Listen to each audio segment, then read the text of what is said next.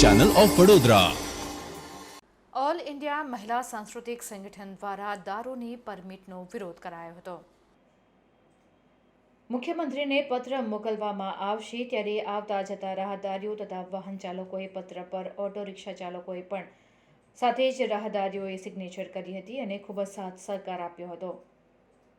ત્યારે આવતા જતા વિદ્યાર્થીઓએ પણ આ પત્ર ઉપર સિગ્નેચર કરી હતી અને આ પત્ર હવે મુખ્યમંત્રીને મોકલવામાં આવશે। तो अपनी बहनों सो सलामत रहशे, अपनी मां दीकरीओ सो सलामत रहशे ए हूँ पूछूं। आवनारा दिवसोमां बनी शके के सरकारने जो झेर वेचीने वधारे टेक्स मळशे, नौकरी ना मांगे, लोको ચોખ્ખું પાણી ના માંગે, બસ સારું મળશે બધાને છૂટથી। શું આપણે ચલાવી લઈશું? અહીંયા ટેબલ ઉપર પણ આવેદન પત્રની નકલો મૂકેલી છે। તમારી સહી આપીને ગુજરાત રાજ્ય એકમાત્ર એવું રાજ્ય છે કે જ્યાં બહેનો રાત્રે 2 વાગે 3 વાગે પણ ગરબે ઘૂમીને ઘરે પાછા આવતા હતા। અને રૂક જાઓ કહેવામાં તાકાત વધારશો। આ દારૂબંધીમાં તો કોઈ છૂટછાટ હોતી હશે ભાઈઓ?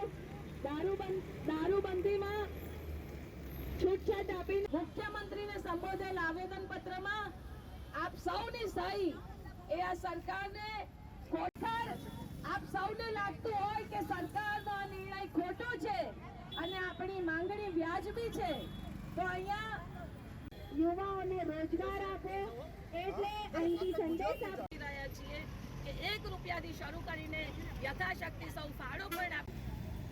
પસાર થતા તમામ નાગરિકોને અપીલ છે દારૂબંધીમાં આપેલ છૂટછાટને તમામ ફાળો અમે આ પત્રિકા માટેનો જે ખર્ચ થાય છે, જે પોસ્ટર્સ માટેનો જે ખર્ચ થાય છે, કાં તો જે જાહેર કાર્યક્રમો માટેનો ખર્ચ થાય છે। ગુજરાત રાજ્ય સરકારે ગિફ્ટ સિટીમાં ગાંધીનગરમાં જે દારૂબંધી હળવી કરવાનો નિર્ણય લીધો છે એના વિરોધમાં ઓલ ઇન્ડિયા મહિલા સાંસ્કૃતિક સંગઠન દ્વારા રાજ્યવ્યાપી સહી ઝુંબેશ હાથ ધરવામાં આવી છે। એના ભાગરૂપે વડોદરા રેલવે સ્ટેશન પાસે અમે સહી ઝુંબેશ કરી રહ્યા છે। સાથે સાથે તારીખ 6 જાન્યુઆરીએ અમદાવાદમાં રાજ્ય સ્તરીય સંમેલન પણ મળી રહ્યું છે। અમારી માંગણી છે કે દારૂબંધીનો કડક અમલ કરવામાં આવે અને દારૂમાં હળવાશ ક્યાંય નહીં ને ક્યારેય નહીં એ હાકલ સાથે આ ઝુંબેશ અમે હાથ ધરી છે।